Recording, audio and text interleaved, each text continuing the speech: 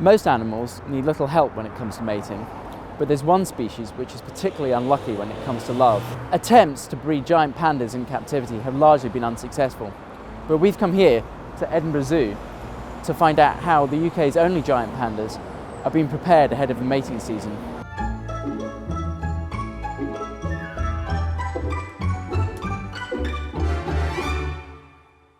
This is Tian Tian, the female panda.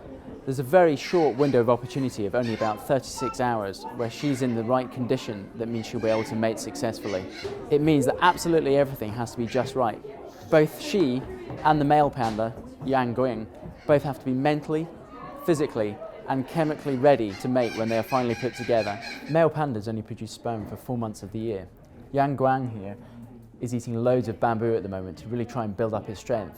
He's eating now about 50 kilograms a day, and that's going to go up to about 100 kilograms, which is almost his entire body weight. So pandas have a very unusual way of leaving their scent.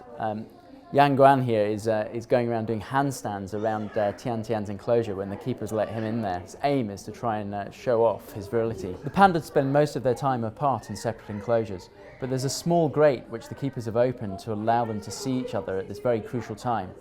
And just occasionally, Yang Guan catches a glimpse of his partner-to-be.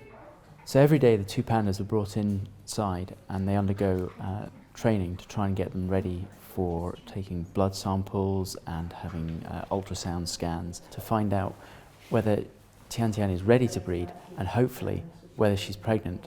This is where Tian Tian is putting her arm through the bars and holding on to these the metal bar here, and that's to allow keepers and the vets to take blood samples from her so they can carry out hormone tests. I feel really bad because she's wanting a reward. So this is Ian Valentine, director of the giant pandas at Edinburgh Zoo. So can you just talk us through what you're doing here each day with the pandas to try and prepare them? Sure. Well, it's a very intensive time of the year where we're collecting lots of different samples to monitor the hormones within the female and also in the male. There's a very vigorous training program to make sure that we can actually do ultrasound scans and possibly collect blood as well. And the male panda, you've also been doing some work with him to try and help him get physically fit for when you finally put the two of them together. Can you just explain a bit about the reasons behind that? In captivity, you've got to make sure that the animals have got good physical condition, so a good training program which strengthens their muscles in their legs, across the shoulders are all very important.